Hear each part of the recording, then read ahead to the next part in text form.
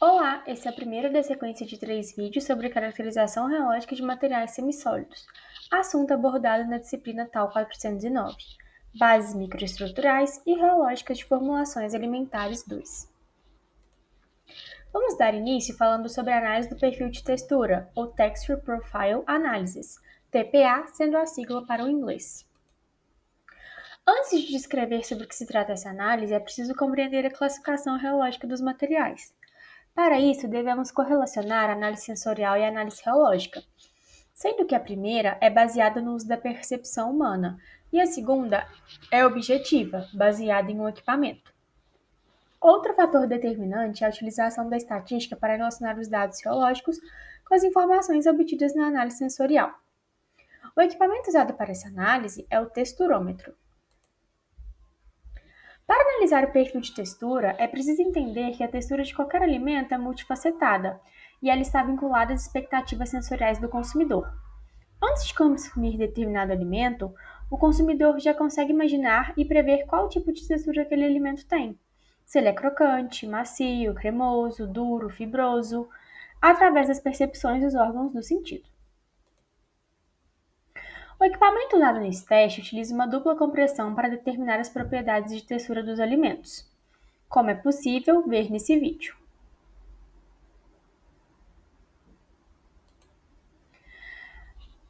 As amostras são comprimidas 2 vezes usando um analisador de textura para fornecer informações sobre como elas se comportam quando são mastigadas.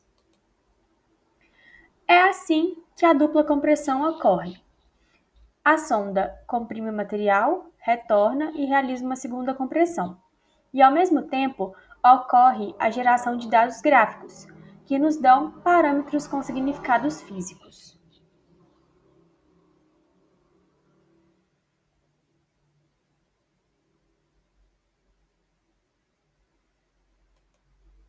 Através dos gráficos gerados, nós conseguimos obter dados sobre dureza, sendo a força máxima que ocorre durante a primeira compressão, expressa em newtons, fraturabilidade, que é quando são registrados 2 picos no primeiro ciclo, é a força registrada no primeiro pico, também expressa em newtons, a adesividade, é o trabalho, expresso em joules, necessário para vencer a atração entre a superfície da sonda e a amostra entre os 2 ciclos. A coesividade representa o quão bem o produto resiste a uma segunda deformação, em relação à sua resistência sobre a primeira deformação. E esse dado é retirado do gráfico ao se realizar a soma da área 5 mais a área 4, dividida pela soma da área 1 mais a área 2. A elasticidade é a razão entre os tempos para se atingir os picos de força no segundo e no primeiro ciclo de compressão, sendo retirada do gráfico através da razão entre o L2 e o L1. Tanto a coesividade quanto a elasticidade são dados adimensionais. Já a gomosidade, expressa em newtons, é o resultado de dureza versus coesividade. E a mastigabilidade, também expressa em newtons, é calculada como a gomosidade vezes a elasticidade. Para exemplificar o assunto tratado, trago agora 2 artigos científicos que utilizam a análise do perfil de textura em seus estudos. O primeiro artigo fala sobre a mudança de textura de muffins quando se aplica diferentes concentrações de farinha de grilo na composição do produto. Esse estudo utiliza 4 amostras, sendo que a primeira é a amostra controle, que tem 0% de concentração de farinha de grilo. A segunda, a terceira e a quarta são substituições de 2, 5 e 10% respectivamente de farinha branca por farinha de grilo. E após o preparo dos muffins, utiliza-se o texturômetro para chegar nos resultados de dureza, elasticidade, coesividade, mastigabilidade e resiliência. Mas antes de trazer sobre esses resultados, trago sobre os resultados das características nutricionais dos muffins. A substituição da farinha de grilo pela farinha branca teve efeito nas características nutricionais dos muffins, sendo que o teor de proteína e gordura foram estatisticamente maiores com o aumento da proporção da adição de farinha de grilo, e o teor de carboidratos diminuiu significativamente. Já o valor calórico não houve diferença significativa. A farinha de grilo é uma fonte rica em proteína, lipídio, ácido graxo poliinsaturado e minerais, como cálcio, ferro e zinco. E através do aumento da adição dessa farinha nos muffins, houve um aumento progressivo, então, da quantidade de proteína nos produtos. E também é possível reduzir a quantidade de carboidratos em produtos de panificação quando se acrescentam proteínas na formulação. E embora as proporções de proteína e carboidratos tenham mudado, não foi percebida grande influência no valor energético dos muffins.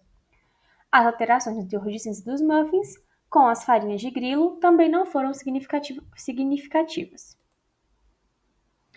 Agora, trazendo os resultados da característica de textura dos muffins, essa tabela apresenta alguns parâmetros de textura lidos. À medida que se adicionou mais farinha de grilo, os muffins ficaram com menor dureza. A elasticidade diminuiu significativamente em algumas amostras. Não houve diferença nos valores de coesividade e a mastigabilidade diminuiu. E, por fim, a resiliência teve pouca alteração. No que diz respeito à dureza, quando se utiliza farinha de grilo, ela causa uma mudança significativa na dureza dos muffins. Os muffins controle possuem uma rede de glúten mais forte, por isso foram considerados mais duros. E com a medida do aumento do teor de proteína, reduziu-se o teor de amido, então houve uma diminuição significativa na dureza. A elasticidade nos diz que, quando muffins bem aerados e elásticos que possuem alto valor de elasticidade são percebidos como produtos frescos e de alta qualidade. Já a elasticidade e a resiliência diminuíram apenas nas amostras com 10% de adição de farinha de grilo. A mastigabilidade diminuiu significativamente com o aumento da porcentagem da adição de farinha de grilo. E a coesividade não foi encontrada diferença significativa entre o controle e as amostras com adição de farinha de grilo. Um outro exemplo é esse estudo que faz uma comparação entre as características de iogurte preparados com leites termosonicados e com leites aquecidos de forma convencional. Os iogurtes que foram preparados com leite termosonicados possuíram uma estrutura de gel mais forte e tiveram maior capacidade de retenção de água e, consequentemente, uma menor sinese. A análise foi feita no equipamento Instron. Aqui nesse gráfico nós temos uma análise típica do perfil de textura, para os dois iogurtes analisados, sendo que o iogurte apresentado em roxo foi o iogurte com leite termosonicado. E é possível ver que a dureza dele foi muito maior quando comparada à dureza do iogurte com aquecimento convencional, que está expresso em amarelo. Então, o iogurte de leite termossônico tem um caráter mais firme em comparação com o iogurte que foi produzido com leite aquecido convencionalmente.